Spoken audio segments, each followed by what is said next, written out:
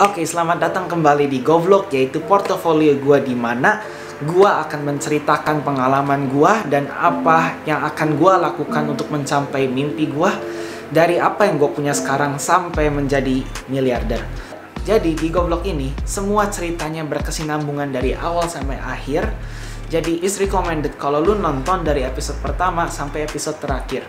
Soalnya ada beberapa hal-hal yang akan gue ceritain yang gak akan gue ulang, dan semua akan dibahas di cerita-cerita yang lama. Oke, di Govlog kali ini gue akan cerita apa rencana gue dan gimana caranya gue meraih mimpi itu. Dan contoh, kalau misalnya ada beberapa pertanyaan apakah gue udah punya duitnya sekarang, jawaban gue belum.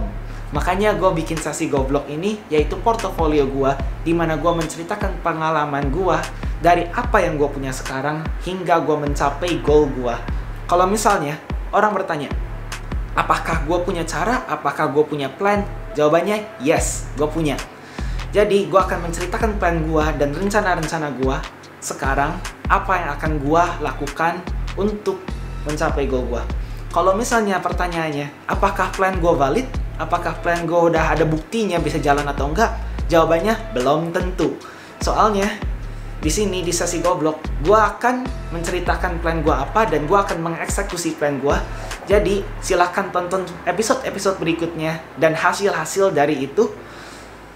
Itu soalnya tujuan dari Govlog. So itu dia. Mari kita mulai. Oke, sebelum gue menceritakan rencana gue, jadi gue ingin memperjelas. Sebenarnya ada dua macam orang yang gue encounter selama gue di Australia, selama gue di Indonesia, selama gue keliling dan bertemu orang baru. Jadi ada beberapa orang yang hanya rely kepada satu source of income, yaitu orang-orang biasa, dan ada beberapa orang yang sukses rely ke lebih dari satu source of income. Dan biasanya seorang miliarder itu punya lebih dari 5-7 source of income, yaitu asal dari income tersebut. Oke, sebelum gue masuk ke rencana gue akan jelaskan 7 tipe-tipe income yang bisa didapatkan. Gue menceritakan ini, sebenarnya gue sendiri bisa dibilang lumayan beruntung. Soalnya meskipun gue gak dapat modal dari orang tua, atau misalnya orang tua gue tidak kayak nge-support, dimana kayak gue pengen bikin usaha atau gue pengen bikin ini itu disupport modal dari orang tua. Cuman gue masih punya keluarga yang suportif, dimana benar-benar mereka masih peduli sama gue dan mereka masih setidaknya mencintai gue apa adanya gitu loh. Gue yakin gak semua orang punya love and support dari orang tua mereka sendiri, dan gue masih termasuk dibilang hoki, soalnya orang tua gue masih support gue apa adanya dan ngebesarin gue dari kecil sampai hingga sekarang. Kayak apa itu gue, like cita-cita gue, passion gue, dan kayak apa yang ingin gue lakukan pasti disupport. Oke, enough basa-basi, let's get started. Pertama, penghasilan yang bisa didapatkan itu penghasilan dari kerja, yaitu earn income. Jadi earn income itu tuh didapatkan dari menukarkan waktu jadi duit.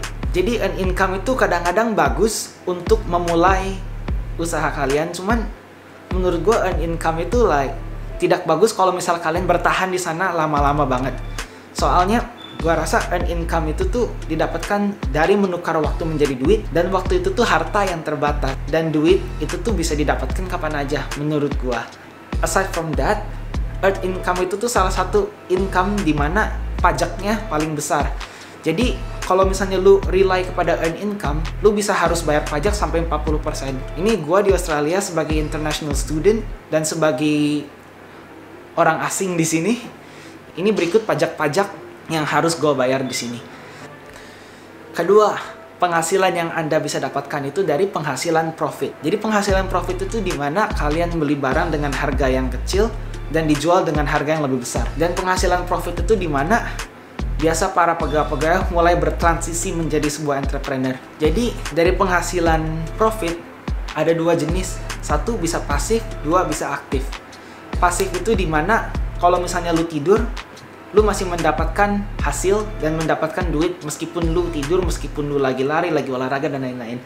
Dan aktif itu lu harus melakukan sesuatu untuk mendapatkan duit. Berarti lu menukar usaha lu menjadi duit. Itu active income. Jadi passive income itu bisa didapatkan kalau kalian bisa menjual sesuatu seperti mendesain produknya itu, kerja di awal-awal bikin sistem, udah desain produknya terus menyuruh orang lain untuk membuat produk tersebut. Dan income dan penjualan yang didapatkan dari itu adalah passive income. Dan active income itu bisa didapatkan kalau misalnya kalian membuat produk itu sendiri dan menjual. Oke, poin ketiga yaitu penghasilan dari bunga. Jadi penghasilan dari bunga itu penghasilan yang didapatkan dari meminjamkan duit kepada satu entity dan duit yang akan dibalikkan itu besertakan bunga. So, menurut gue penghasilan dari bunga ini sebenarnya kurang lukratif. Soalnya penghasilan yang didapatkan biasanya per tahun cuma 1% sampai 4%. Jadi menurut gue penghasilan dari bunga ini kurang menghasilkan banyak duit. Cuman ini salah satu penghasilan yang bisa didapatkan di luar penghasilan dari profit dan di luar penghasilan dari waktu. Oke, poin nomor 4 yaitu penghasilan dari dividen. Oke, jadi penghasilan dari dividen itu penghasilannya didapatkan dari lu membeli saham dari satu perusahaan, lalu dari kalau misalnya perusahaan itu listed as perusahaan sudah profit, contoh kok, lu punya 10% dari perusahaan itu. Dan kalau misalnya perusahaan itu profit sekitar 10.000 bulan ini, jadi lu bakal dapat 10% dari 10.000 yaitu $1.000. Begitu. Oke, poin nomor 5 kita bisa mendapatkan penghasilan dari rental. Jadi rental itu tuh dimana kita mempunyai satu aset dan aset tersebut kita sewakan kepada orang lain sebagai rental dan kita bisa dapat duit dari rental itu. Contohnya, kalau misalnya kalian punya properti, kalau misalnya kalian punya barang atau aset yang bisa disewakan kepada orang dan kalian bisa dapat duit dari itu. Nah, itu rental. Oke, poin nomor 6 yaitu residu dan royalty. Jadi residu dan royalty itu dimana kalau misal kalian udah beres kerja dan kalian bakal dapat duit residu dari hasil kerja kalian itu.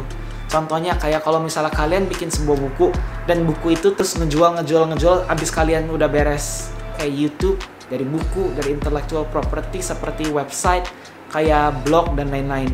Oke, poin nomor 7 yaitu capital gain.